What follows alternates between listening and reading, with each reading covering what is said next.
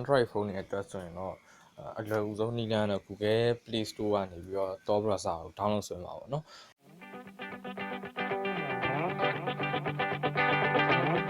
ခုလောဆယ်တော့ကျွန်တော်တို့ဒီမှာ Tor Browser လို့အရင်ဆုံးရှာလိုက်မယ်ပေါ့နော်ရှာပြီးသွားရင်ဒီ official private secure ဆိုတဲ့ဟာအဲ့ဒါကို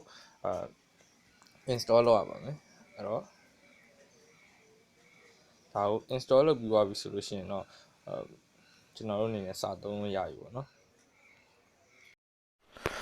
ကျွန်တော်တို့ Tor Browser ကဒီ screen recorder လုပ်လို့မရတဲ့ကျွန်တော်ကင်မရာနဲ့ရိုက်ပြီးပြလိုက်ခြင်းဖြစ်ပါတယ်အဲ့တော့ကျွန်တော်တို့ download ဆိုလို့ရမယ့် link တွေကိုကျွန်တော် caption မှာထည့်ထားပေးပါမယ်caption က link တစ်ခုမဟုတ်တစ်ခုကိုနှိပ်ပြီးတော့ download ဆွဲကြည့်ပါအဲ့တော့အရင်ဆုံးအနေနဲ့ကျွန်တော် open လုပ်ကြည့်လိုက်ပါမယ်အဲ့တော့ open လုပ်ပြီဆိုရင်ဒီလိုမျိုးအရင်ပေါ်လာပြီပေါ့နော်ဒီမျိုးအရင်ပေါ်လာပြီဆိုရင်ကျွန်တော် VPN တွေပါတော့ဖွင့်ထားစရာမလိုဘူးဒါပေမဲ့ contact နဲ့ရမယ်contact ကတော့နည်းနည်းတော့ကြာမယ်ပေါ့နော်အဲ့ဒါလေးတော့နည်းနည်းစိတ်ရှိရှိစောင့်ပေးပါအဲ့တော့ကျွန်တော်ကတော့ပြီးသွားပြီပေါ့နော်ပြီးသွားပြီဆိုကိုကFacebook သုံးမယ်ပေါ့နော် Facebook သုံးမယ်ဆိုရင်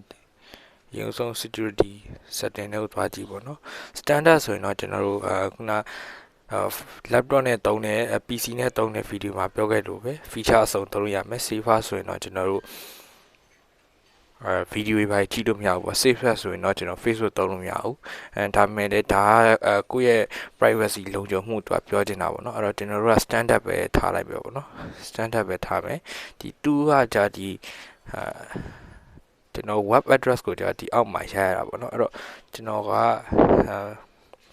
facebook.com ဆိုပြီးရိုက်ကြည့်မယ်နော် facebook.com okay အဲ့တော့